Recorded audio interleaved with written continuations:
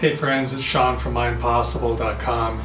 In this video I'm going to do something a little bit different. Instead of moving an object from a distance with telekinesis, I use the telekinetic method to put chi or life energy into an object to keep it from breaking. And this is based off of a video that I watched that a friend of mine sent me, in which a martial arts practitioner was putting his energy into a light bulb and using it to break tiles, and then this person could also throw the light bulb on the ground and it would bounce like a basketball.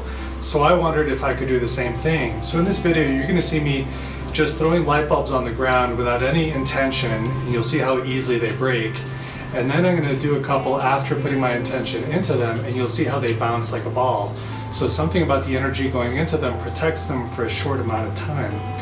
Now before you watch this, if you are a child, if you are under 18 years of age, please do not do this experiment at home. I ended up cutting my hand, and honestly I'm pretty lucky that I didn't get any glass in my eyes and lose my sight or hurt myself in any other way. And also, all that broken glass is an awfully large mess, and it's just a pain in the butt to take care of. So if you're a kid, if you're under 18, do not do this under any circumstances. And the downside to this kind of experiment is you either get it right or get it wrong. If you don't do the energy thing right the first time, the light bulb explodes and then you have to find another light bulb.